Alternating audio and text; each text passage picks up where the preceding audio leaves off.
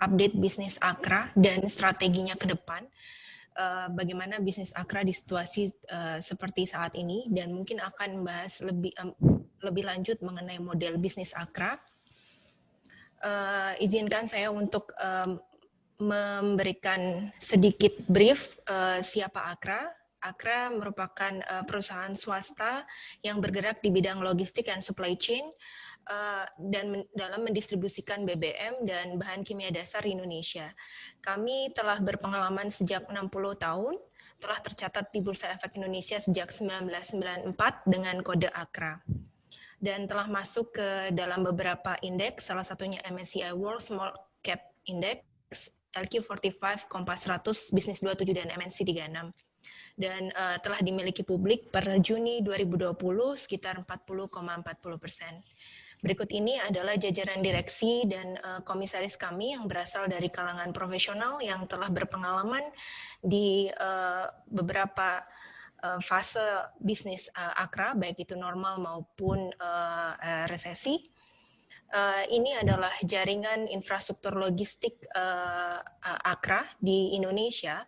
Saat ini kami telah tersebar di area Sumatera, Jawa, Bali, Kalimantan, dan Sulawesi dengan kapasitas tangki penyimpanan sekitar 819.000 kiloliter dan memiliki pelabuhan laut maupun sungai sekitar 15, dan juga memiliki pergudangan, fasilitas pergudangan, dan armada transportasi yang terdiri dari darat, truk-truk, dan juga laut, SPOB.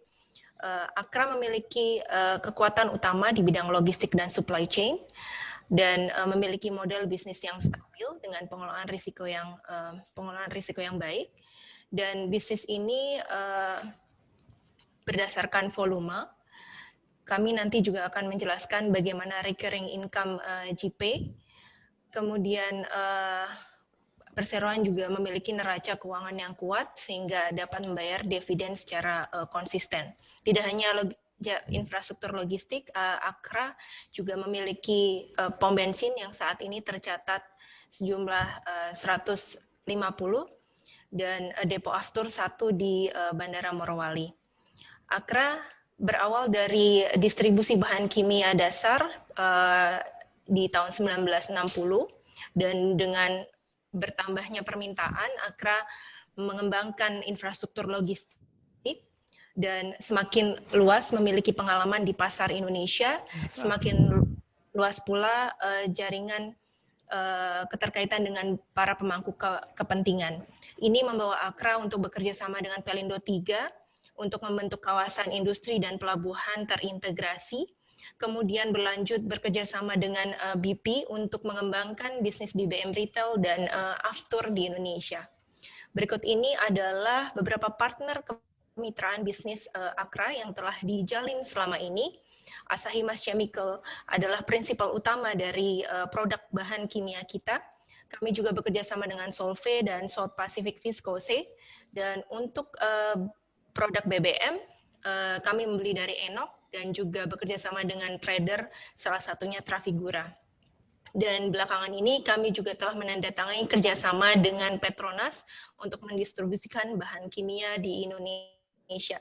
Kami juga menjalin kerjasama dengan BP sejak 2017 dan dengan Royal Vopak membentuk Jakarta Tank Terminal sejak 2006 dan kawasan industri dengan Pelindo 3. Kami telah melayani lebih dari 2.000 pelanggan industri di Indonesia yang juga berkontribusi pada perekonomian di Indonesia. Selanjutnya, kami akan membahas bagaimanakah operasi bisnis Akra di tengah situasi pembatasan sosial seperti saat ini. Waktu dan tempat saya persilakan kepada Pak Suresh Vembu. Ya, terima kasih Viana untuk kasih introduction dan penjelasan mengenai bisnis Akra di beberapa segmen. Itu tahun 2020 kita tahu adalah tahun yang ada banyak tantangan untuk perusahaan-perusahaan di Indonesia dan dunia, tapi by God's grace, saya bisa bilang Akra terus jalanin bisnis waktu di dalam tengah krisis dan juga waktu ada PSBB di beberapa daerah. Sebagai perusahaan logistik dan energi, Akra sudah dapat mengkecualikan untuk operation because we are in an essential industry. So we continue to operate across Indonesia tanpa ada gangguan dan supply BBM, kimia dan logistik di dalam all the period of this crisis and pandemi. Dan juga di tahun ini kita tetap jalanin bisnis dan juga laporan keuangan Akra on time, dan juga per 30 April sudah lakukan RUPS hybrid ya waktu PSBB juga, dan bagikan dividen final untuk tahun 2019. Dan seperti tahun-tahun sebelumnya kita juga udah bayar interim dividen. Setiap tahun Akra bayar dividennya 2 kali. So tidak ada delay atau anything in terms of this. Dan juga kita tetap kerja untuk selain bisnis, core business juga tanda tangan joint venture dengan Petronas dari Malaysia. Petronas Malaysia cari partner di Indonesia yang bisa kerjasama dengan Petronas untuk distribusikan kimia. Dan ini JV udah tanda tangan kira-kira 3 minggu yang lalu, dan mudah-mudahan 1 Januari 2021 kita udah bentuk perusahaan JV dan bisa mulai operation.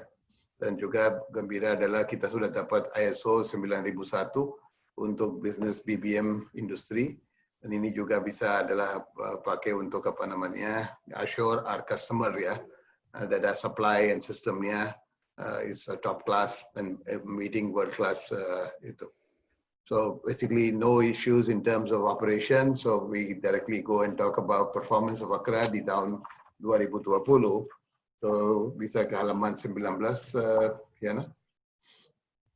Di period 6 bulan 2020, Akra tercatat kenaikan di laba tahun berjalanan. Sebelum ke minority interest sekitar 25% kenaikan banding dengan period yang sama di tahun 2019. So laba tahun berjalanan jadi 452 miliar banding dengan 360 miliar di 6 bulan 2019. Bapak Ibu bisa lihat juga laba bruto juga naik 22% dengan gross margin improved ke 10.2% banding 8,6% tahun lalu. Laba usaha juga naik dari 5,1% menjadi 6,3%. So setelah minority interest, kita bisa lihat EPS per share naik 11% dalam 6 bulan 2020. So basically yes, untuk Akra kita harus lihat adalah line item ini adalah laba bruto, laba usaha. Kenapa saya agak emphasis di pendapatan? Pendapatan adalah faktornya adalah harga produk dan juga volume. Kalau volume, Akra tetap ada growth-nya di volume di petroleum, tapi harga minyak turun. Nanti saya mau jelaskan mengenai business model Akra, gimana harganya naik, turun, ada fluktuatif. Akra tetap bisa pass through dan tahan model laba bruto, laba usaha dengan cost efficiency dan juga dengan business model yang kita lakukan. So overall, a very strong performance during the first 6 months banding dengan same period last year, and we are on target as far as the budget is concerned. Next slide. Yang penting adalah tadi saya bilang mengenai margin dan juga itu. Kalau perdagangan dan distribusi pendapatannya naik sekitar 8% untuk BBM, untuk kimia dasar turun 21%, mainly due to selling price reduction.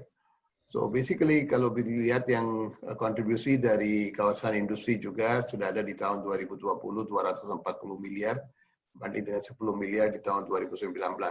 So overall, I would say in terms of analysis, pendapatan di BBM naik dukung oleh tumbuhan di volume di beberapa segmen, tapi yang kawasan industri juga udah mulai kontribusi. Sekarang 74% dari pendapatan dari BBM, 18% dari kimia dasar. Next slide. Kalau bicara mengenai laba bruto per segmen, laba bruto per segmen di bisnisnya perdagangan dan distribusi, kontribusi adalah 780 miliar dari 1,024 triliun untuk periode 6 bulan. Kawasan industri di 6 bulan sudah mulai kontribusi 138 miliar dengan ada penjualan tanah dan juga ada sewa dari Freeport dan utilitas. Marginnya juga naik dari 8,6% menjadi 10,2%. Next slide. Ya, sekarang kita bicara mengenai business segment dan update. Saya mau jelaskan mengenai business model dan juga pendapatan di 6 bulan dan strategi ke depan gimana.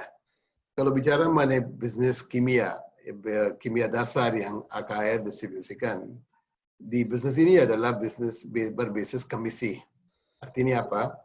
AKR sebagai distributor dapat komisi presentasi dari penjualan dari prinsipal seperti Asahi Mas Chemical atau other principle. So basically kita gak ambil resiko untuk harga naik turun, mungkin ada impactnya ke absolute margin. Tapi dengan bisnis berbasis komisi, AKR gak rugi kalau harganya turun tajam atau naik, itu juga gak ada. So selalu di bisnisnya kimia, marginnya stabil antara 6,4% sampai 7%. So basically ini business model for AKR, udah 60 tahun kita ada di chemical business. Kalau di 6 bulan 2020 banding dengan 2019, pendapatannya turun. Kenapa itu? Harga penjualannya turun ke rata-rata 19% banding dengan periode yang sama. Dengan kondisi ekonomi dan juga chemical price internationally went down. Tapi kalau lihat volume cuma turun 2% dari 6 bulan 2020 banding dengan same period tahun lalu. So basically this business is also very solid. We never lose money on chemical. It's all commission-based business model. And all these chemical that we distribute itu adalah kebutuhan sehari-hari. Next slide. Kalau bicara mengenai bisnisnya BBM yang kontribusinya paling besar untuk profit dan juga volume, bisa lihat performance Akra di 6 bulan 2020 sangat bagus banding dengan same period last year. Di quarter 1, volume penjualan Akra naik 42% banding dengan quarter 1 2019. Juga di quarter 2 2020, penjualannya naik 38% banding dengan period yang sama tahun lalu. So kenapa itu bisa naik seperti tajam ini? Satu adalah AKR tetap dapat tambahan volume dari bisnis pertambangan dan juga non-tambangan. Dan juga AKR sudah mulai supply BBM bersubsidi dari 1 Januari 2020.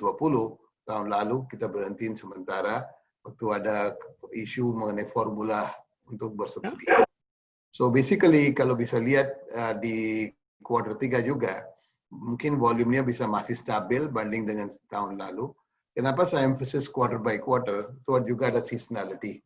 Bapak Ibu tahu kalau di Kalimantan, Sumatera, waktu hujan mungkin ada banyak tambang-tambang, mining coal dan non-coal, mungkin berhenti produksi atau nggak bisa kirim barang. Dan juga banyak tambang biasanya push di volume di quarter 4 dan quarter 1 untuk reach target. So there's a bit of seasonality. So even in quarter 3, kita tetap bisa maintain the volume similar to volume in quarter 3 2019. So overall per 6 bulan 2020 itu naiknya sampai 1,25 juta kiloliter.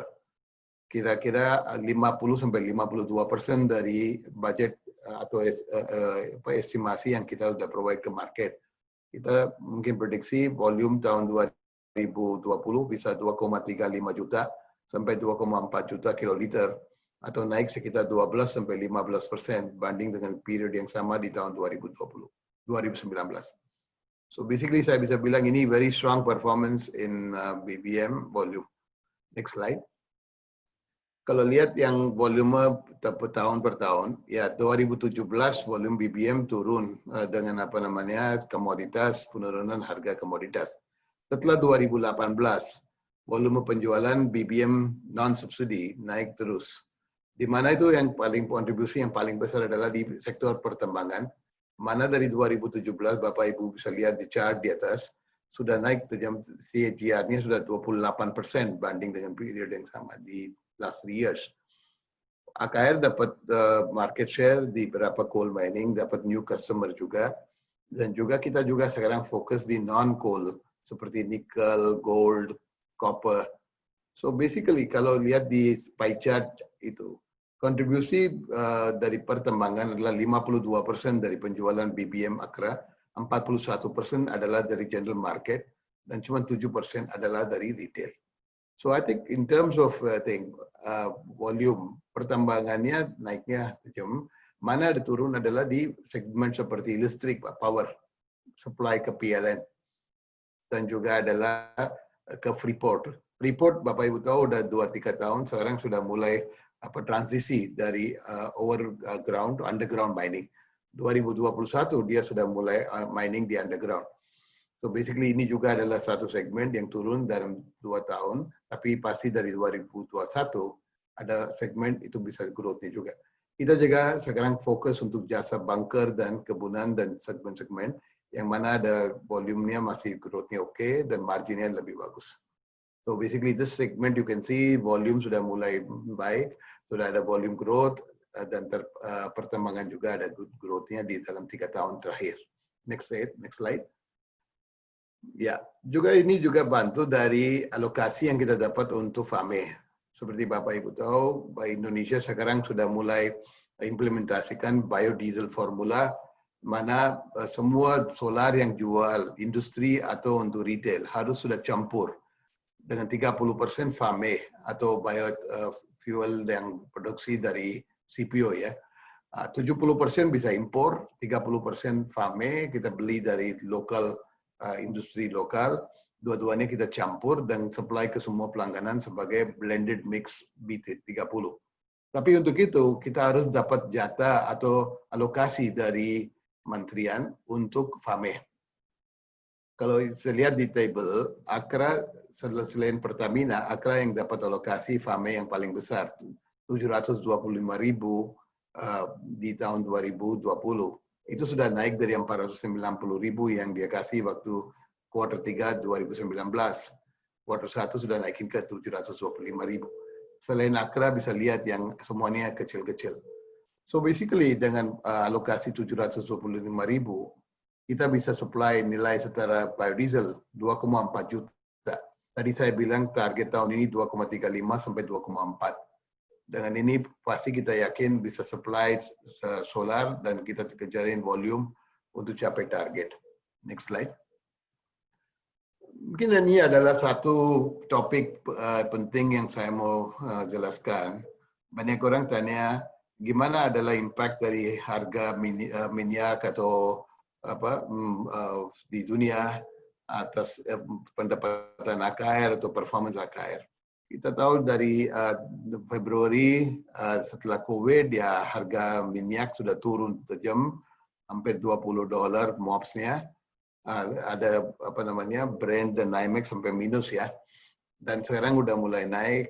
Mungkin 2-3 hari kita lihat harganya fluktuatif. Tapi kita nggak usah khawatir masalahnya. AKR sebagai distributor kita bukan seperti trader. Kalau trader, dia ambil posisi. Oke, harganya naik, dia ambil posisi rendah, dia ambil profit. Kalau itu turun, ya mungkin rugi. Tapi dalam 15-16 tahun terakhir dari 2005 Akra di bisnis ini, kita selalu disiplin. Next slide. Di harga yang kita tentuin untuk kepelangganan, itu adalah formula. Formulanya apa? Itu base-nya adalah MOPS atau Mean of Platts Singapore. Seperti NYMEX, Brent di Singapura, harga solar, harga gasolin, semua itu pakai MOPS. Kita beli pakai basis MOPS, jual ke pelangganan juga basisnya adalah MOPS. So MOPS first fortnight misalnya di 1 Juni sampai 15 Juni, yang ketuan tanggal 1 Juni, itu basisnya adalah yang average MOPS 2 minggu sebelumnya. So apapun adalah average MOPS di Mei, itu menjadi patuan harga untuk Juni. So basically dengan formula ini, kita beli misalnya 200.000 kiloliter di 2 minggu Mei 2020. Dan jual 200.000 di 2 minggu Juni. Tidak ada risiko untuk Akra. Masalahnya ini semua pass-through. Sedang harga turun 3%, 5%, average-nya turun. Ya itu yang kita kasih ke customer. So pelanggaran kita dapat benefit. Kalau harganya turun, langsung harganya udah turun. Harganya naik, ya tetap dia bayar. Akra dapat apa? MOPS plus alpha. Atau markup plus cost-nya logistik, yang interest atau fee.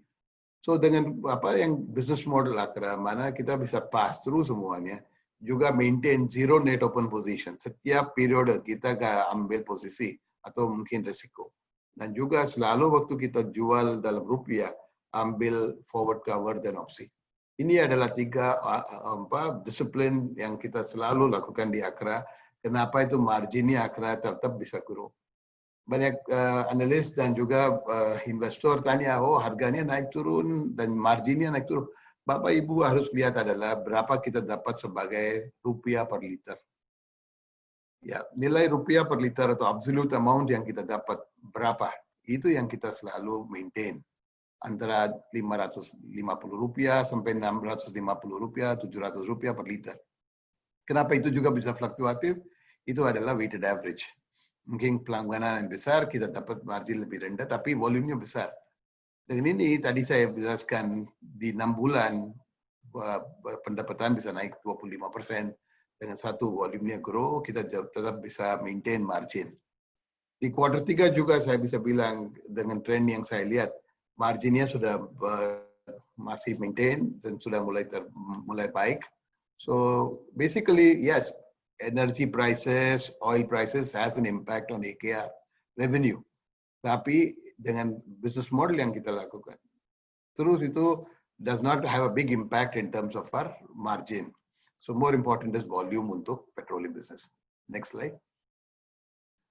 So basically sekarang yang penting untuk Akra tadi Viana bicara mengenai logistik dan infrastruktur dan Akra punya itu. Sekarang kita ada 820.000 kiloliter terminal di 15 pelabuhan. Indonesia juga sekarang kita lihat ada pembicaraan di BPA Migas dan Presiden juga minta energy security, mana minta distributor di Indonesia harus sudah punya infrastruktur yang cukup untuk maintain minimum 23 hari inventory. Kadang-kadang inventory stoknya di Indonesia cuma 11 hari. Dan sekarang Akra sudah punya infrastruktur cukup even sampai 30 hari. Kita bisa sediakan inventory dan bisa follow the rule dan regulation dari Migas. Tidak ada masalah untuk Akra. Selain Pertamina dan Akra, nggak ada perusahaan yang punya infrastruktur atau terminal-terminal di seluruh tempatnya di Indonesia. Ini adalah satu unggulan dan juga plus point untuk Akra. Kalau pemerintah minta semua distributor harus sudah punya inventory di situ, mungkin kita ada benefit. Satu, banyak distributor yang nggak punya infrastruktur dan nggak bisa assure, pasti nggak bisa import dan do business.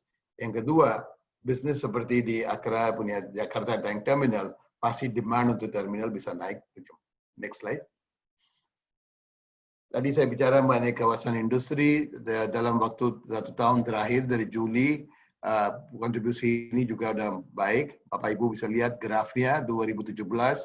Pendapatan JP udah 582 miliar dan waktu itu kita jualnya 28 hektar. Tapi di 2018 mungkin ada tahun politik, gak banyak investor masuk, ya waktu itu penjualannya turun. Tapi mulai dari Juli ada banyak permintaan tanah di JP. Kita udah jual 17 hektar dalam waktu Juli sampai Juni 2020.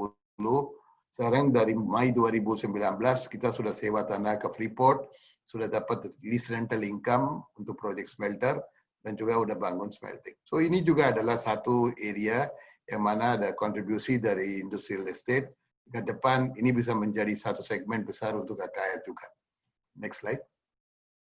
Sekarang kita bisa lihat ini tenant-tenant utama yang sudah masuk di JP selain Unichem, Clariant, Radimex yang sudah ada dari 2016.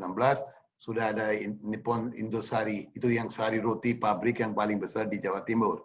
Juga ada Cahya Laju Mestari, itu adalah perusahaan dari Jarum Group. Juga ada pabrik pupuk yang ada joint venture dengan Malaysia. Waskita dan Adimax sudah masuk di situ, dia lihat demand untuk barang-barang konstruksi banyak. Dan juga Freeport, tadi saya bilang dari bulan Mei 2019, JP sudah sediakan tanah 103 hektar Freeport sebagai tanah untuk bangun smelter. Kita sudah tanda tangan lease agreement dengan Freeport untuk 20 tahun yang bisa perpanjang sampai 80 tahun. Dan juga dapat lease rental sekitar $7,7 juta setiap tahun yang nanti ada clause-clause untuk naik. So Bapak bisa lihat, kita selalu jual tanah ini ke industri-industri seperti kimia, smelter, atau mungkin ya yang food, pharmaceutical, mana dia ada butuhannya fasilitas jalan tanah yang bagus, juga akses untuk pelabuhan, utilitas, dan semua. Ini adalah recurring income yang kita dapat. Next slide. Juga di logistik dan pabrikan masih kecil, tapi ini juga masih oke untuk performance-nya. Next slide. Strategi ke depan gimana? Kalau untuk industri dan retail, sekarang kita lihat 93% dari pendapatan adalah dari industri. Cuma 7% dari retail. Tapi kita lihat pasarnya retail di Indonesia besar dan juga jumlah pompa bensinnya sangat kecil. Untuk ini Akara sudah tanda tangan joint venture dengan BP di tahun 2018 dan sudah mulai bangun pompa bensin dengan merek BP. Sekarang sudah ada 15. Akara dari 2010 sudah bangun pompa bensin dengan mereknya AKR. Sudah ada 137 lokasi. Dan ini dua-duanya udah 152. Ke depan kita lihat ini bisnisnya retail masih prospektif. Dan itu kita bisa support dengan logistik dan semua. So selain industri, nanti kita lihat bisnisnya Akara di retail juga bisa meningkat. Sekarang 7%. Kita perkiraan dalam waktu 3-5 tahun, kontribusi dari retail bisa 15-20% dari pendapatan AKR. Next.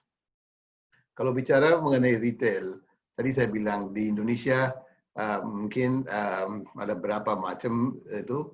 Kalau di subsidi cuma Pertamina dan AKR yang boleh masuk di bisnis jualan subsidi.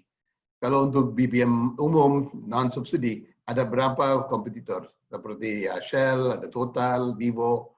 Sekarang yang jumlah pompa bensin di Indonesia cuma ada 8.000, di bawah 8.000. Negara yang besar seperti Indonesia mungkin butuh sekitar 25-30 ribu pompa bensin.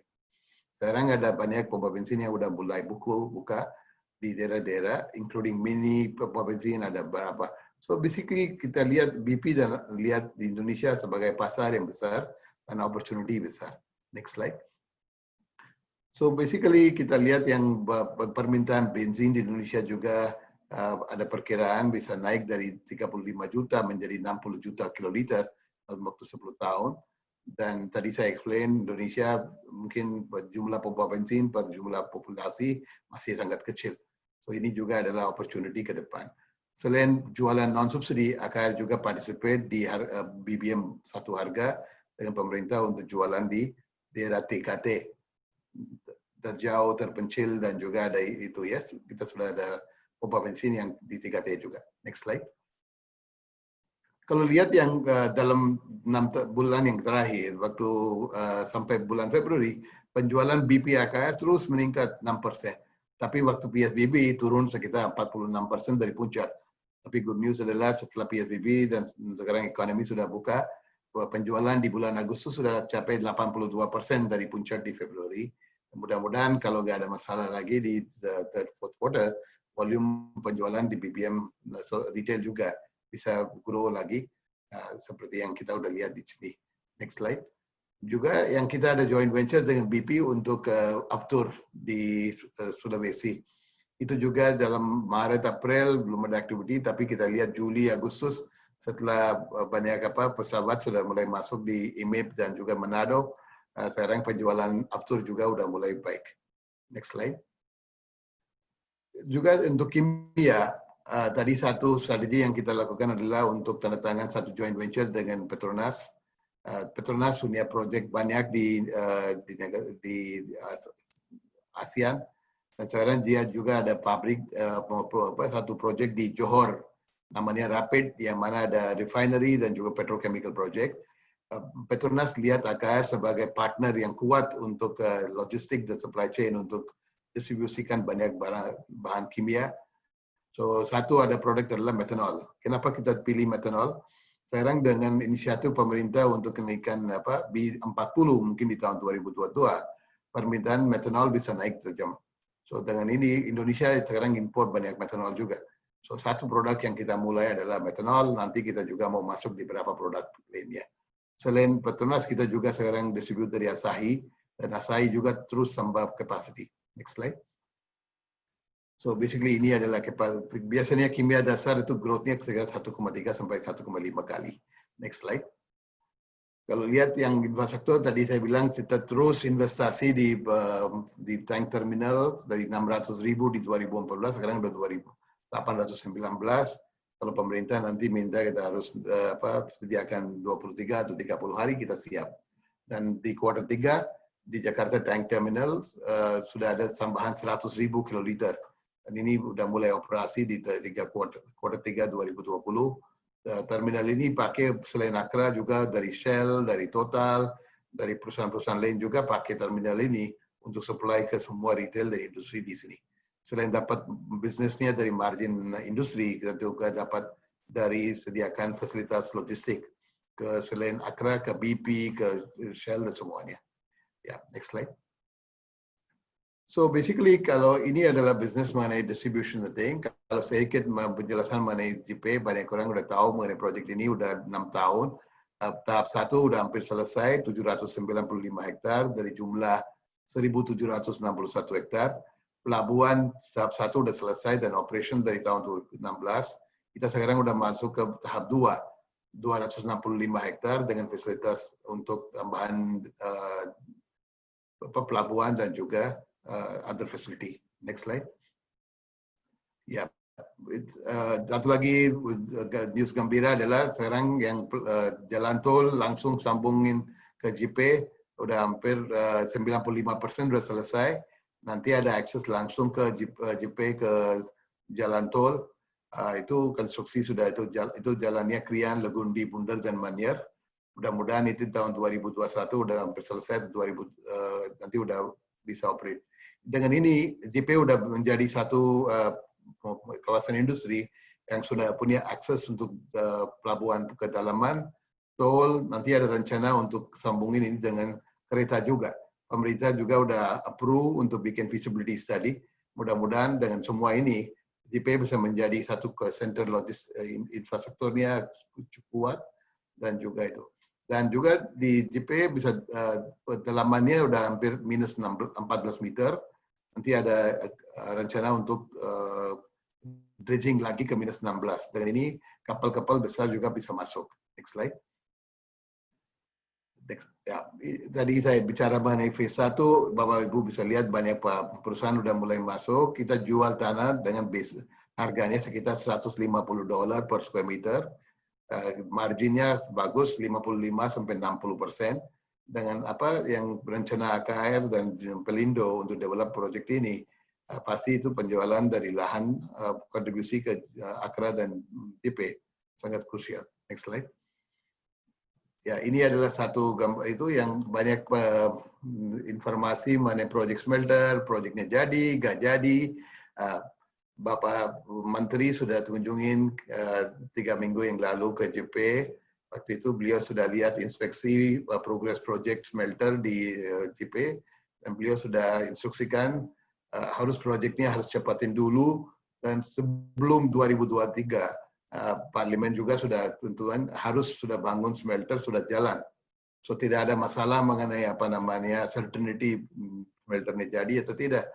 Ini proyeknya paling penting untuk negara Indonesia juga. Mana yang apapun kita dari Papua ada copper concentrate harus sudah smelting di Indonesia sebelum jual ke luar negeri.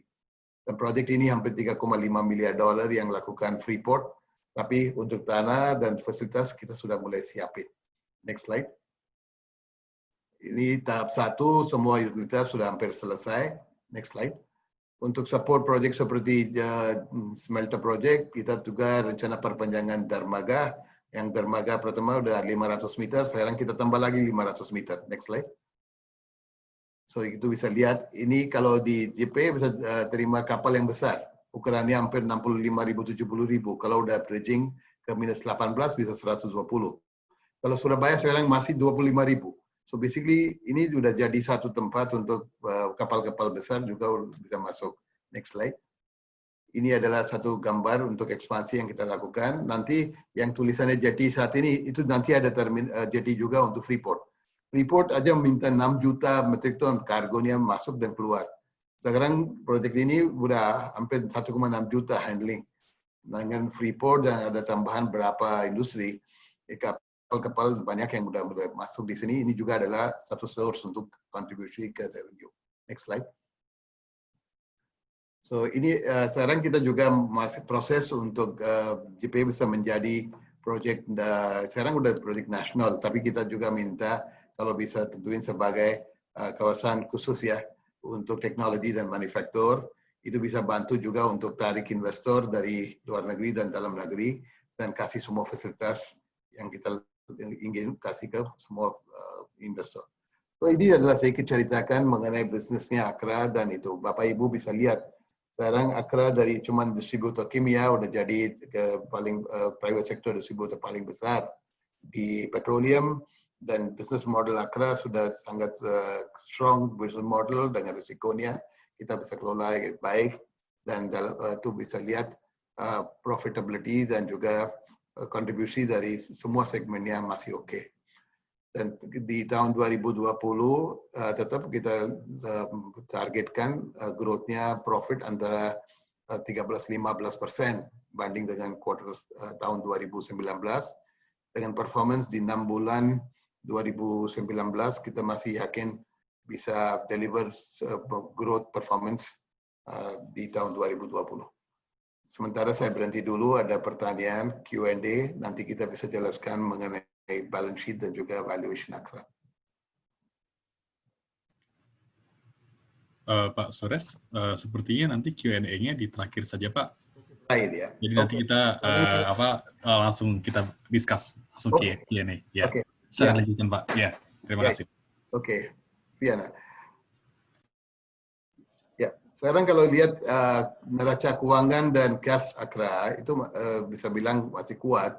Next slide. Dalam di aset Akra sekarang udah hampir 21 triliun rupiah, liabilitasnya 11 triliun dengan ekuitasnya 10,23 triliun.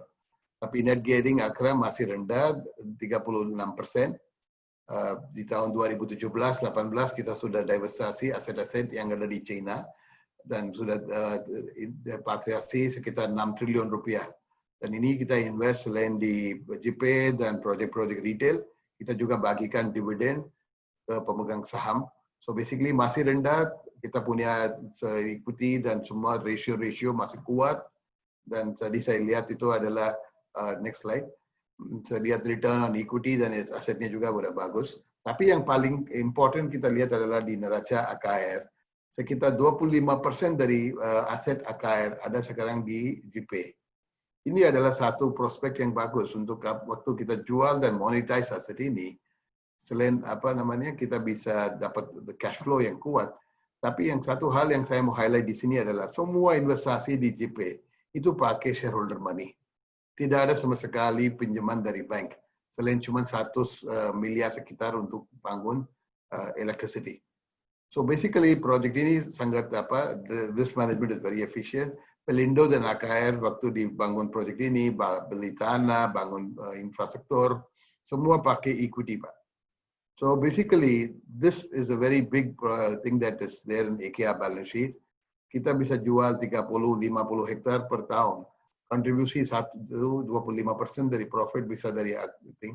Dan banyak perusahaan-perusahaan real estate sekarang mengalami very difficulty. Masalah dia ada pinjaman, nggak bisa service the debt.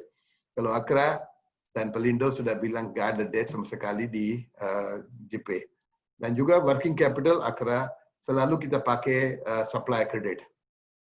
Bapak bisa lihat utang usaha itu 2,3 triliun. So lalu kita dapat 60-90 hari kredit dari supplier BBM dan juga kimia. Dan kita putarin dulu the chemical and petroleum business dalam 80-85 hari. So pinjaman dari bank itu sangat kecil. Dan juga yang apapun kita ada pinjaman juga itu dalam rupiah. Cuma ada satu proyek yang DCT Jakarta Tank Terminal yang mana ada revenue dari dolar, kita ada pinjaman dolar. Kalau enggak, semua pinjaman dari AKR adalah dalam rupiah. So that way we also are very safe against dari fluktuasi currency dan juga bisa maintain our ratios also in a very good way. Next slide. Ya, ini cash kalau lihat itu mungkin masih oke. Our total EBITDA sekitar 1,3 sampai 1,4 triliun.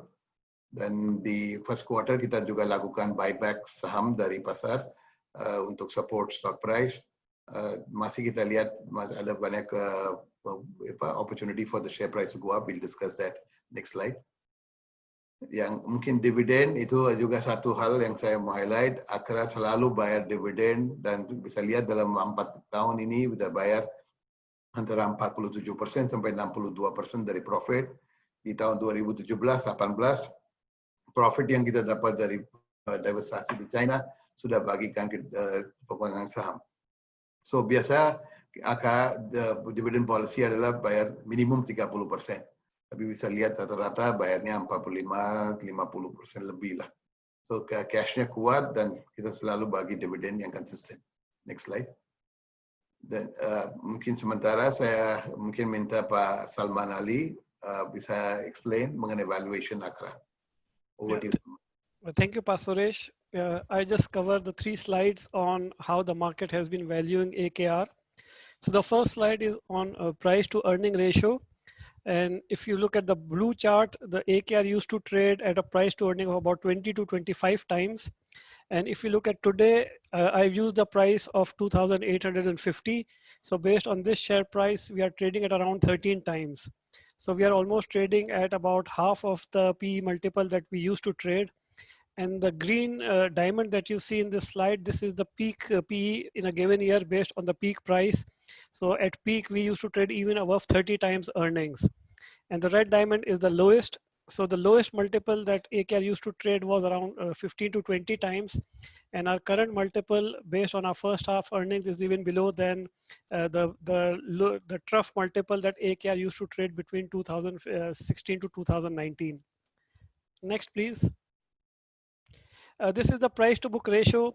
Again, a similar story that AKR used to trade at almost 3 times price to book. Currently, we are trading at about below 1.5 times. In fact, if I look at today's price, probably we are now closer to about 1.2, 1.3 times price to book. One factor that I think probably market is not paying for is the unrealized gain on our investment in GPay. So if we do simple back of the envelope numbers, I think we have a hidden gain of about 700 rupiah to 1,000 rupiah per share based on our about 6 trillion investment that we have made in GPay. So if we add this, then probably today AKR is trading at below its book value if we adding the unrealized gain. This is definitely much lower than the 2.5 times to 3 times price to book that we used to trade in during a peak share price. Next, please. And the final is the dividend yield. AKR is currently trading at a dividend yield, I think probably at today's price, close to about 4% dividend yield. And this for a business that is still delivering about 10 to 12% earnings growth. So AKR is a combination of both dividend stock as well as growth stock. Historically, AKR used to trade at about 2% dividend yield. That is between 2014 to 2016. 2017-18, our dividend yield is high, and that's mainly because of additional dividend that we paid. As Pa Suresh mentioned, that we divested our assets in China, and the sales proceeds were used both to pay dividends as well as invest in our growth. So that's why the 17 and 18 dividend yield looks at a much higher, about 5.5%, even though our stock price was much higher. So overall, I would conclude here by saying that AKR is both a growth stock as well as dividend yield stock. And in terms of our price to book multiples or price to earning multiples, we are trading at about 40 to 50% discount to our multiples that have mean multiples during 2016 to 2018 levels. So I will hand it back to Pa Yoga. I think probably we can start the Q&A. We have about 12 to 15 minutes, or we can continue if we have more interest. We don't have any time constraint. Satu hal aja saya mau highlight, ya mungkin ada pasar dulu mungkin lihat prospeknya dan juga dalam last 24 months ada banyak fluktuatif ya harga minyak. Banyak orang di pasar pikir, oh Akra sebagai distributor pasti ada pengaruh dari harga minyak. Harga minyak turun, oke, harga Akra harus udah loss ya. Enggak. Tadi saya udah explain, business model Akra apapun adalah harga. Itu kita udah lihat $26. Kita sudah lihat $140 juga. Selalu itu pass through. So basically, with this explanation, I hope you can understand. Sebagai perusahaan logistik dan juga supply chain, selalu dengan mekanisme harga pass-through, dengan low leverage yang kita lakukan itu, dan juga fasilitas yang lengkap. Kita lihat di quarter 3 juga, marginnya masih bisa maintain, dan juga ada growth di business. Di retail juga, you can see the business is now recovering and also coming back after the COVID. Dan juga contribution dari JP. Tahun ini kita targetin antara 25 sampai 30 hektar. Mungkin ada berapa customer yang sudah serius dan juga hampir selesai negosiasi. Ada sedikit gangguan dari traveling, tapi kita tetap yakin bisa jual antara 25 sampai 30 hektar tahun ini. Dan juga dengan Project Freeport jalan terus, kita yakin dari kontribusi dari JP juga bisa menjadi satu peluang untuk Akra bisa dapat contribution. Can you go to the next slide? So kita lihat dalam waktu 3 sampai 5 tahun gimana Akra bisa ada profit sekarang tadi saya bilang 85% dari profit adalah dari perdagangan dan distribusi.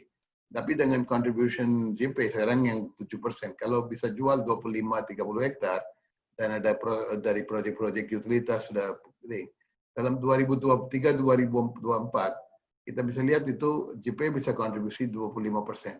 Dan tahap 1 udah hampir selesai. Kita nggak ada masalah mengenai tanah. Freeport sudah masuk. Dengan Freeport masuk juga ada banyak pabrik-pabrik terkait dengan Freeport yang juga mau ikut.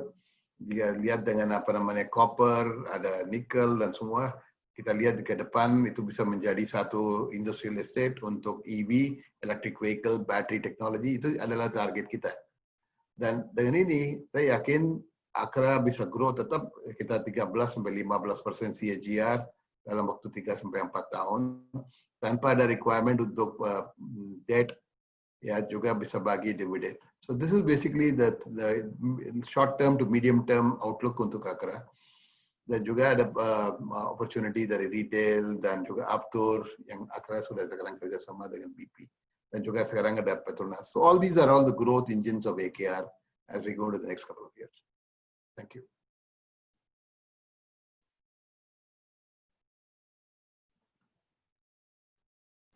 Oke, terima kasih banyak Pak Suresh, Pak Salman, dan Bu Fiana untuk sharing pada hari ini.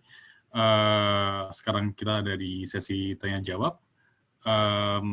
Akan saya mulai dulu dengan beberapa pertanyaan yang sudah saya compile dan juga beberapa pertanyaan dari klien yang chat langsung ke saya. Jadi saya ada 5 pertanyaan basically. Jadi pertanyaan pertama, apakah Akra melihat fuel business margin improvement di first half 20 terus berlanjut di 2 bulan terakhir? Itu pertanyaan pertama. Dan pertanyaan kedua, untuk retail fuel, apakah ada rencana untuk ekspansi tahun depan? Dan adakah update mengenai penjajakan franchise dengan beberapa dealer yang sempat di-share di earnings call first half kemarin? Dan juga ini pertanyaan personal saya. Saya ingin bertanya mengenai JV dengan Petronas yang baru saja dibuat. Dari informasi yang saya terima, produk yang akan didistribusi pertama kali adalah metanol. Dan menurut pengertian saya, metanol sekarang sangat dibutuhkan untuk industri biodiesel. Kira-kira apakah bisa dijelaskan apa strategi JV dengan Petronas ini secara mendalam? Kemudian ada 2 pertanyaan lagi dari klien. Bagaimana kelanjutan new land sales 10-15 hektar di third Q 2020 dan sudah sampai di mana fasenya? Apakah ada delay yang disebabkan oleh PSBB? Dan ini pertanyaan saya mengenai JP.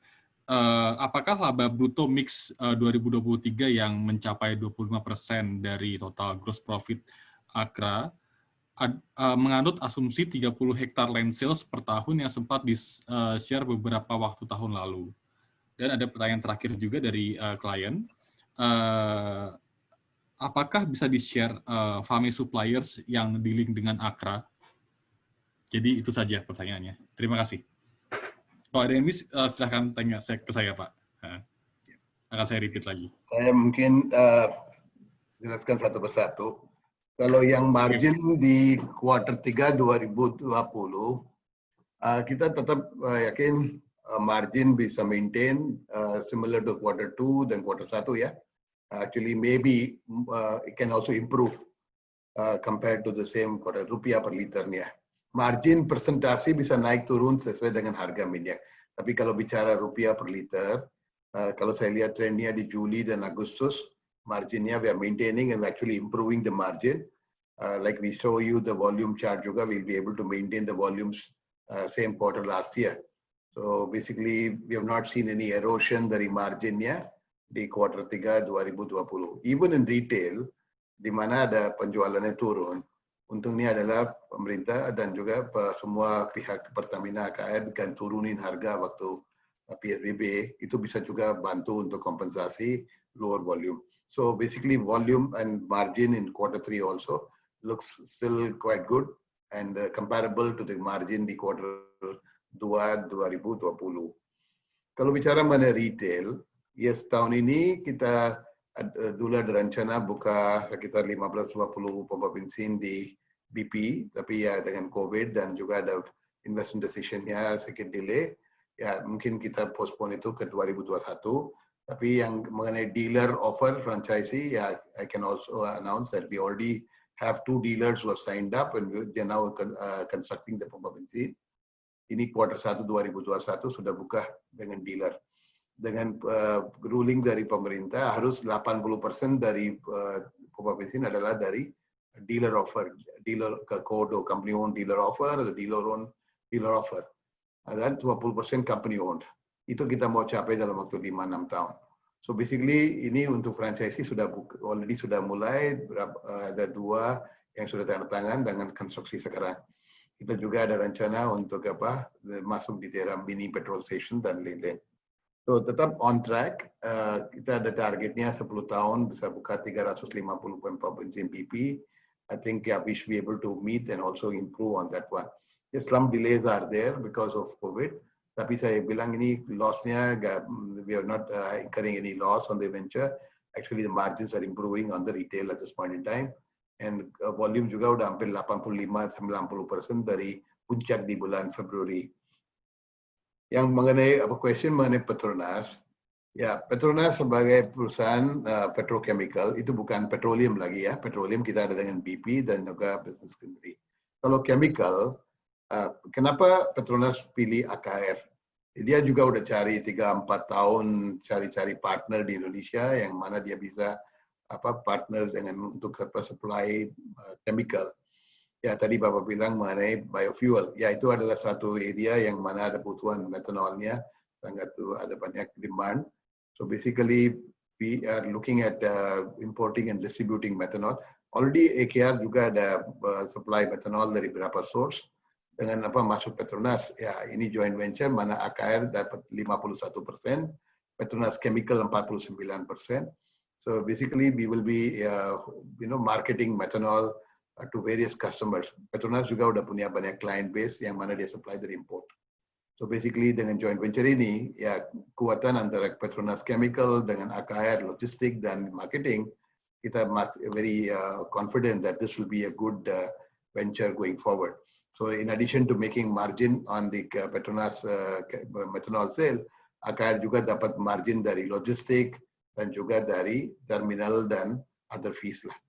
So I think in addition to methanol, the CEO of Petronas Chemical clearly indicated they are very eager and interested to supply other chemical to Indonesia through this joint venture going forward. So in this joint venture, we have 51%, Petronas 49%.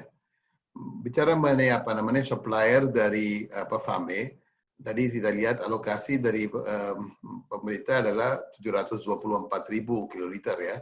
Nah, itu adalah berapa supplier, including Wilmar, ada berapa supplier dari Sumatera, Kalimantan. Itu tentukan sesuai dengan fasilitas dan juga mana-mana kita jual. So some of our main suppliers are like Wilmar and other suppliers yang sudah tentukan dari Menterian. So basically the allocation is done based on the total volume of AME yang harus sudah blending sekitar 9, sekian juta kiloliter, of which AKR dapat 724.000. Satu hal yang saya mau highlight, harga FAME yang kita jual atau dapat dan blending itu juga pakai basisnya sama dengan petroleum MOPS. Kalau harga FAME-nya lebih tinggi daripada solar, itu kompensasi dari pemerintah, bukan dari AKR. So basically kita beli solar pakai basisnya MOPS, FAME juga adalah MOPS, kita blending dan jual ke customer juga pakai MOPS sebagai basis. So it doesn't make any impact for us in terms of economics. Yes, in terms of JP, tadi saya bilang targetnya 25 sampai 30 hektar. Kita sudah jual 9-10 hektar di first 6 months. Ada berapa customer yang kita in the final stages of discussion, they're very serious about it, dan juga mau tanda tangan. Mainly, yes, like I mentioned, COVID has disrupted some travel plans. Tapi we are on the track in terms of negotiating and finalizing this one. It's a large order antara 12 sampai 15 hektar. Dan pasti, hopefully, even if it doesn't happen in quarter 3, it should happen early quarter 4. So that particular business is ongoing. Plus, the other customers we are talking to. Yeah. Tapi yang mungkin dari luar negeri ada project-project seperti yang stainless steel, they'll appoint top 4 companies sebagai untuk due diligence. They are in serious due diligence at this point in time, and that particular project is also about 200 hectares of land. Yeah, in terms of laba bruto sekitar 25-30%, benar Pak Ignatius. Kalau kita bisa jual 30-40 hektar, kontribusi ke Akra jumlah laba bruto sekitar 25%. Plus we have the contribution dari Freeport yang lease rental tadi saya bilang 7,7 juta dolar per tahun. Plus kita juga ada demand untuk laydown area. Setelah sekarang Freeport sudah appoint Chiyoda sebagai EPC kontraktor dan mudah-mudahan groundbreaking bisa capai di quarter 4 atau early quarter 1 2021.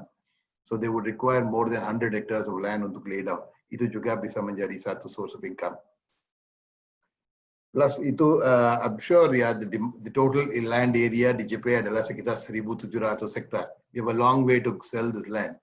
Tapi kita very selective Pak. Kita nggak mau jual land ini untuk satu investor atau mungkin orang yang mau spekulasi, nggak mau. Dan tadi saya bilang we are not in a hurry. Many real estate companies selalu dia ada di distress. Dia harus bayar bond, dia harus bayar hutang, nggak ada uang untuk interest. Dia harus lepasin tanahnya dengan harga murah. We are not in that situation. Our net gearing is very low. Even in JP tidak ada sama sekali pinjaman. So we can wait a bit to choose our clients. Dengan project smelter pasti sudah ada di JP. Dengan copper yang dia produksinya 600.000 metric ton. Pasti ada banyak pabrik yang bisa pakai copper ini untuk battery, electric vehicle, pipa. Ada banyak copper yang kita impor sekarang. Pemerintah juga mau pakai semua dalam negeri. Dan juga ada byproduct dari smelter yang bisa pakai untuk pupuk, semen, dan semua. So these are all a lot of industry yang bisa tarik ke JP setelah smelter ini juga udah jalan. Kita lihat tadi saya bilang Adikarya, Waskita, juga ada berapa perusahaan yang mau support Freeport. Itu juga udah masuk di JP. So we are quite confident that maybe there's some delays because of COVID. But the demand is still there, and we can assure you we are targeting around 25 to 30 hectares this year. Hopefully, we can do it in this situation. Terima kasih, Pak. Terima kasih Pak untuk jawabannya yang sangat komprehensif sekali dan sangat lengkap sekali. Selanjutnya, apabila peserta ingin bertanya, silahkan menekan tombol raise hand button di sebelah kanan bawah atau ketik pertanyaannya di chat room. Kita ada pertanyaan dari analis presentation kami, Andreas Kenny. Andreas, silakan unmute mikrofonnya. Terima kasih. Terima kasih Yoga dan tim manajemen dari AKR. Basically, my focus will be on FAME. I think B30 kita dengar memang agak sulit ya fundingnya. Are you hearing bahwa funding BPDP ini bisa run dry, so B30 can be abandoned for the remainder of year, Pak? That's number one. And number two, on B40 plan, any news that the government udah concrete, they want to do it 2021, the B40 program? And if yes, have you prepared the capex or have you spent it? And last one would be, dan ini masih jauh sekali sih Pak. I'm quite interested juga in your GP. I think you have 1,700 hectares to sell, right? And what is the plan? Memang ini kan jangka panjang. Will you replenish the land bank nearby, atau akan buka semacam GP lagi outside? It's more to the grand plan sih Pak. Thank you Pak. Yep. Salman, would you like to take the question on B30 and also the government policy on CPO?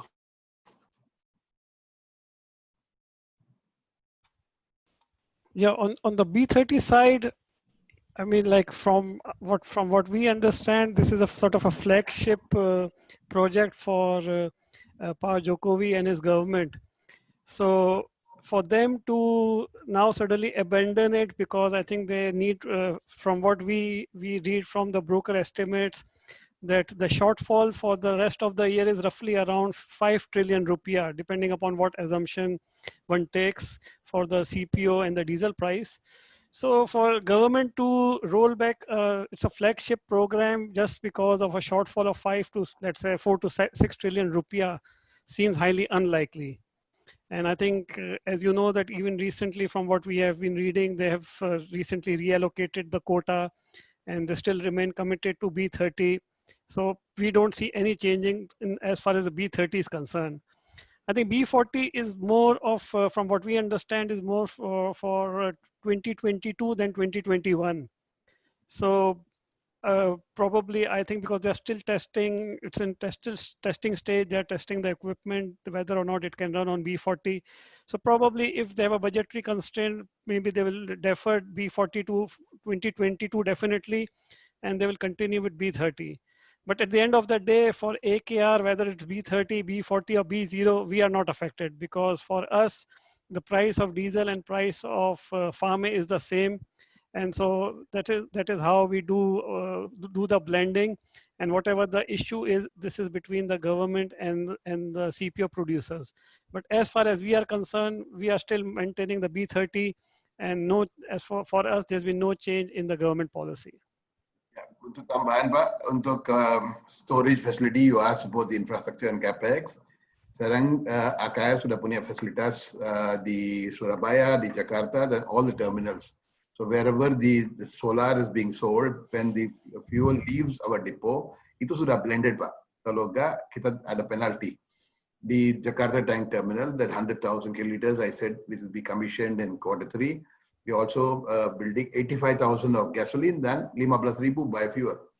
So ini juga ada inline blending facility dan semua. Itu that particular thing can do any type of blending all the way till B100, B70, B80 bisa. So we have facilities in Jakarta, we have facilities in Surabaya, in Kalimantan. So we don't need any capex. So basically it's a simple matter Pak. Kalau Pak bilang B30, ya, 70% comes from Singapore refinery atau trader di Singapore. 30% dari Dumai atau dari Sumatera. Kalau tomorrow becomes B40, yeah, the amount of diesel we import is 60%, and from the supplier of FAME 40. So basically, it's just a case of bringing in the product, and then we blend it in our terminal. We supply to our customer, and basically harganya MOF. So we are not in any way affected by subsidy. Yeah, I'm sure the government will find a way to maintain Jokowi's flagship policy, because for Jokowi, the important thing is energy security, dan juga import should be managed, and also the CPO producers should be supported during these times. So I don't think, in our opinion, there will be any rollback or abolishment of this program at this point in time. The second most important, like I mentioned to you, Tagarang had a lot of good talk about 23 days national stock, because energy security is topmost in the priority of the government.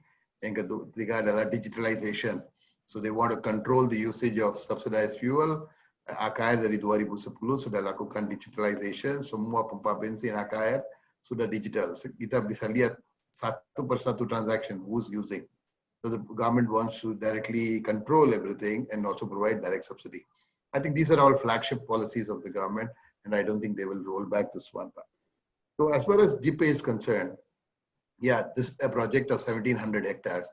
Till now, the total land that you've allocated to various customers is already more than 250 hectares of land, including what we have allocated for Freeport, plus what we have already sold. Biasa 70% dari 1,761 hektar bisa jual. Artinya sekitar 1,200 hektar. So I think we still have at least another 10 years of land sales in GPay. We have no plans at this point in time to expand. You should understand AKR business model. We are not like another real estate company which tries to buy land, develop industrial estate, setelah jual, cari lagi tanah, untuk itu. Our business model is we bought the land, sekarang 1,250 hektar. We try to bring in industries which require port, which require utilities, which require water supply, which require logistics. So once land sales get over, income, near the recurring income will be the biggest part of our income for GPay. But if you want to build all this facility, you need a lot of money. Dari facility dari mana? Either you take a lot of debt or you go back to shareholder asking for equity.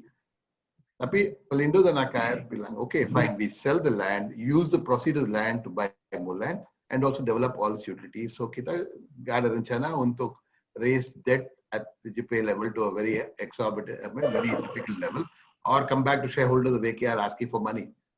So that's the idea. Land sales becomes a good way of funding all this growth.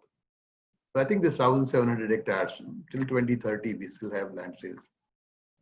And in the meanwhile, the 400 hectares of land in the port also will be developed to make it one of the most important ports in Indonesia by Pelindo Tiga. So this is a win-win between AKR and Pelindo Tiga. I see, Pak. So it's more to land sales, and then after that, the recurring income from the auxiliary infrastructure, ya, Pak? Yeah, Pak. Because you see, like a project like a smelter, not only we can sell the land. Misalnya, kalau Freeport bilang, okay, I want to buy the land, exercise my option. Langsung dia bayar $150 juta. On top of it, like I explained, the port facilities, they need 6.6 million tons of cargo. They need power, they need water, they need other facilities. All these and all are really revenue generators for the project. So we would like to look for these sort of plants, maybe stainless steel plants, maybe chemical plants. So these are the type of projects that we are anticipating. We also have a block dedicated to the clean block on the light industry. They are mainly much smaller component compared to the heavy block. Okay, Pak. Thank you very much, Pak Suresh and Pak Salman, for the very complete answer. Thank you. Thank you, Kenny, untuk pertanyaannya. Selanjutnya kita ada Devara dari Shalindra Capital. Devara, silahkan unmute mikrofonnya. Terima kasih. Selamat sore, Pak Suresh. Sore, Pak. Apa kabar, Pak? Baik, Pak. Makin sehat kelihatannya, Pak. Pak, saya ada pertanyaan nih, Pak, dikit aja mengenai petroleum bisnis dulu kali, Pak ya. Nah, yang pertama, saya kan tadi lihat di presentasi Bapak, memang 52% itu datangnya dari pertambangan ya, Pak ya. Saya asumsi ini pasti coal bisnis gitu ya. Nah, sekarang kan kondisinya harga coal lagi kurang menarik ya, Pak, maksudnya rendah ya. Jadi mungkin banyak juga tambang-tambang yang tutup-tutup gitu, apalagi kalau yang kecil-kecil ya.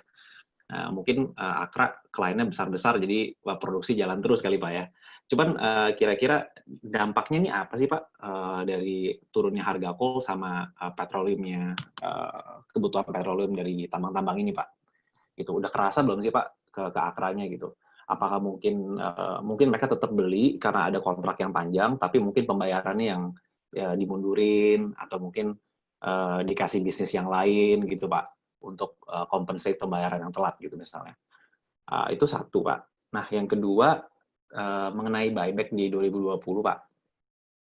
Nah saya agak-agak lupa Pak, kalau boleh di-share itu yang buyback di 2020 itu untuk berapa banyak share dan di harga berapa Pak? Nah itu pertanyaan kedua. Mengenai yang ketiga, mengenai yang dealer offer Pak, yang retail fuel dealer offer, itu boleh dijelasin Pak? Izin untuk dijelaskan bisnisnya itu seperti apa sih yang dealer offer, karena mungkin saya meeting yang sebelumnya saya belum nggak ikut tuh Pak. Terus, yang terakhir mengenai GP Pak. Nah, GP ini kan sangat menarik Pak. Saya sih sebenarnya lihat-lihat dari industrial estate yang lain, GP ini yang paling menarik karena ada di timur gitu ya, sendirian, udah gitu tolnya juga udah mau jadi, terus ada apa namanya kapal besar juga bisa masuk gitu Pak. Kayaknya semua kelebihan yang harusnya dimiliki oleh industrial estate yang lain tuh GP punya nih keunikannya Pak. Nah cuman kira-kira view Bapak sendiri ke depan itu sebenarnya view-nya pemerintah tuh apa sih Pak mengenai industrial estate gitu loh. Kenapa sekarang banyak gosip data center lah, atau bukan gosip ya, memang kenyataannya data center masuk di daerah-daerah yang masih di dekat Jakarta Pak ya, kayak Bekasi, Karawang gitu ya. Tadi Bapak juga sempat menyinggung soal data center gitu. Terutama data center deh Pak misalnya. Kenapa data center harus datang ke GP Pak in this case? Kalau yang tadi kan kapal besar dan segala macam itu ada hubungannya dengan manufacturing Pak. Tapi kalau data center saya rasa nggak terlalu butuh barang yang besar atau apapun ya Pak. Apa sih Pak faktor-faktornya Pak yang diperlukan oleh Akra sehingga bisa menarik customer itu Pak? Paling itu sih Pak. Makasih ya Pak Suresh. Regarding coal industry, can I ask Salman to explain a little bit? He has done some analysis in the coal industry. I will answer the other questions. Salman, can you go ahead with the coal situation? Yes, I think in terms of coal, like from what we read in the newspaper, the guidance initial target for the industry was to cut production by 10% to 550 million tons compared to production of 610 million tons. Now, of course, we have been reading in the newspaper in terms of further reduction or further cuts in this 550 million ton. But when we look at the individual companies, or when I ask the other analysts, I mean, the companies have not really come out and said that they will be cutting their production significantly. So we are still monitoring the situation. From our side, we can say two things is that one, our volume has still remained pretty strong even in the Q3. As Pa Suresh mentioned, that year-on-year basis, we will probably still report some sort of a growth or at least similar volume in Q3. Q4, definitely we are monitoring the situation. We are seeing whether the coal companies decide to cut their production and consequently they adjust the orders. But from our side, what we are doing is that we are definitely aggressively marketing, trying to gain market share. And simultaneously, we are also looking more aggressively in other mining sectors like nickel and gold. So, and then, I mean, another area we are very confident of getting some additional order is on the power generation side. So overall, I think that's why we are monitoring the situation. We are diligent in terms of outlook. And as of today, we are still expecting that we will meet our budget target, which was based on 12 to 15% growth in our volumes. So this is what we can say. I'm also monitoring the presentations or the details that come out from the coal mining companies, whether the stripping ratios are changing, whether their overburden ratios are changing. So yes, you can say it's a dynamic situation which we are monitoring. But we are very confident that we'll still be able to deliver and meet the volume targets that we had budgeted at the beginning of the year. Satu lagi yang concern that you raised is very genuine. A lot of small and medium-sized coal mines have closed down or are having difficulties in payment. So we always monitor our the credit very closely so that we don't end up having an issue with any of those things. We can confidently tell you at this point in time, the receivable situation in Accra is very much under control. We don't have any major issue regarding bad debt from any of the major coal miners. In those coal mines which are in the situation, we always supply on cash basis. kita nggak mau kasih credit ke those customers. For the big customers, yeah, generally they pay because the cash flow situation is still good and they are in a position to pay on time. So we don't have an issue. A number of days outstanding itu adalah antara 40 sampai 45 hari. So that's an item which is very, very important for Accra to maintain and monitor. Yeah, yang mengenai apa namanya, I'll come back to the buyback later, but regarding the dealer offer, what we do here is basically kalau yang di retail ada 3 macam, Pak. Satu adalah company owned, company operated petrol station. Mana BP AKR atau AKR beli tanah atau mungkin sewa tanah panjang yang mungkin 20 tahun dan harus bayar uang muka atau mungkin advance lease rental. Dan kita yang bangun infrastruktur termasuk apa namanya di pompa bensin dan juga convenience store dan lain-lain. So in this case, the investment is quite high. But this is required initially to build the brand lah, Pak. BP brand is new to Indonesia, so initial 15 to 20 petrol station itu semua adalah company owned, company operated. Tapi sekarang kita udah masuk ke business franchisee.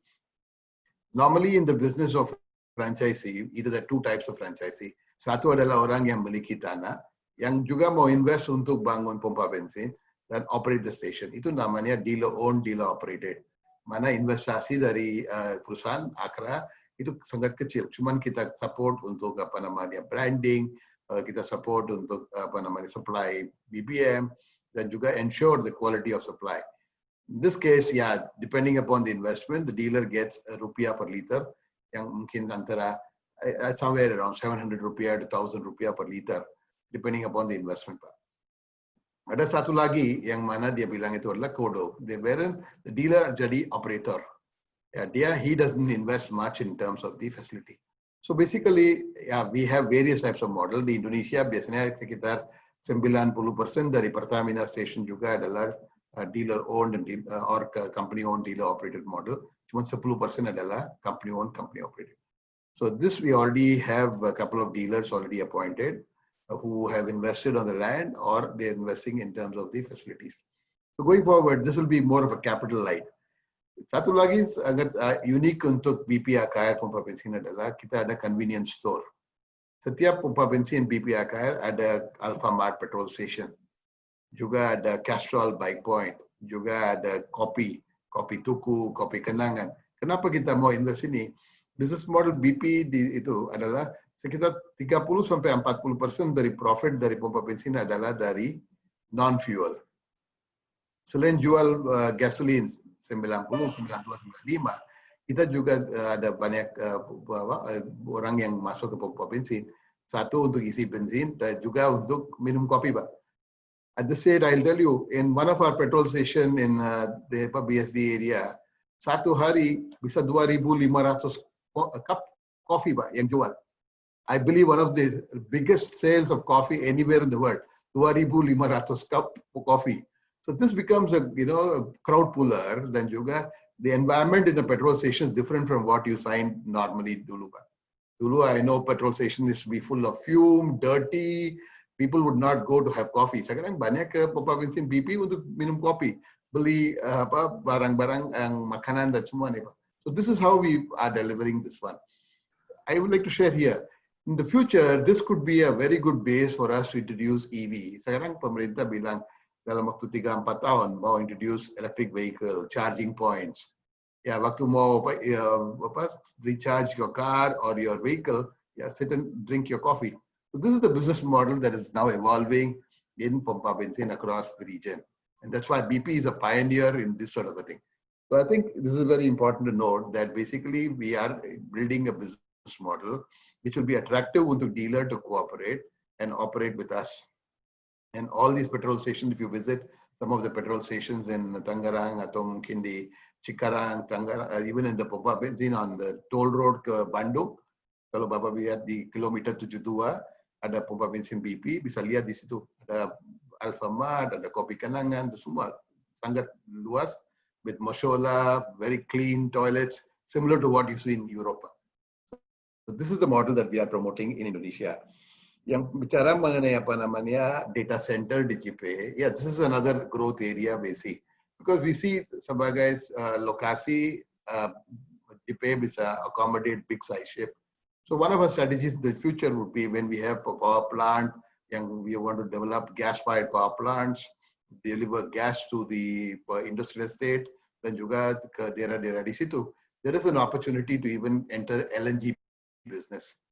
So maybe in the future, if we have an LNG business wherein we build LNG terminals atau apa, the energy that is generated from gasifying the thing can be used to power these data center. So one of the biggest area about the requirement for data center is power. So basically, using the the energy from the LNG terminals can also be a good source for data center. Dan juga, I think the concept regarding industrial estate and others are now becoming more towards smart city. So basically, if you talk to many of the providers of utilities and others, they are also now integrating along with gas supply, along with data centers, broadband, so more. So these are all various ideas that we are already working on. And industrial estate in East Java, especially, will be a very, very interesting area because of its population and juga a lot of requirement for internet and data connectivity, even for our own customers. So we're developing that because JIPE sudah ada 800 hektar yang residential juga di situ, Pak.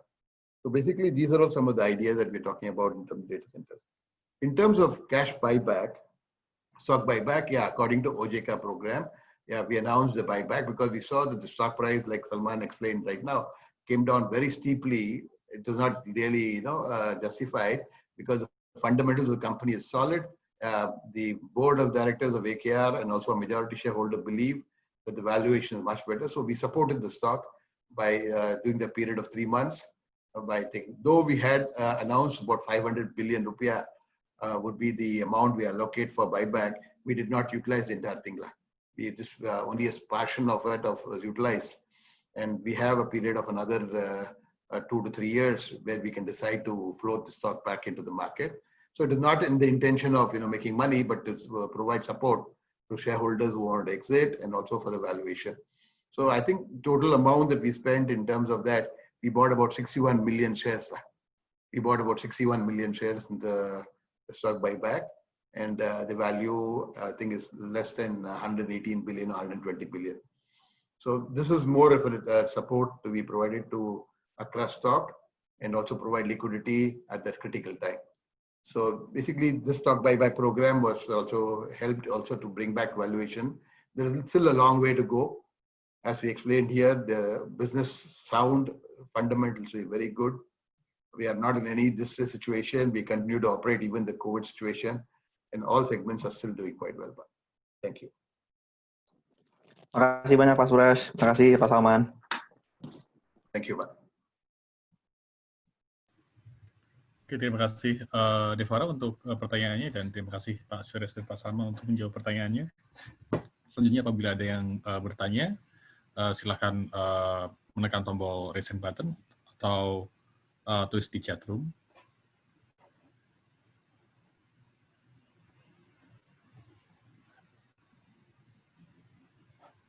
Sepertinya sudah tidak ada pertanyaan lagi, Pak, dan juga sudah jam sudah menunjukkan pukul 5 waktu Indonesia Barat. Terima kasih Pak Suresh sekali lagi untuk Pak Suresh dan tim untuk waktunya menjelaskan tentang update Accra dan juga perkembangannya selama ini, dan juga terima kasih pada para partisipan yang sudah datang menghadiri presentasi ini. Kami ucapkan sehat selalu Pak, dan juga keep safe from this pandemic, and hope to see Accra performance doing well during the third Q and fourth Q. Thank you, Ignatius. Thank you very much to all the participants. Yeah. And look forward. Kalau ada pertanyaan, please feel free to ask any of us. Yeah, Salman, myself, Fiana, ready to answer any of your questions by Ignatius or any of your clients. If you would like to have any questions, feel free either to answer your questions. Oke, terima kasih Pak Suresh. Dan untuk para partisipan sekalian, untuk presentasi dan materi recording akan kami share sekitar setengah jam lagi. Oke. Thank you. Thank you, Pak Yoga. Thank you. And thank you to all the participants. Yes, thank you, Pak. Be safe all. Thank you.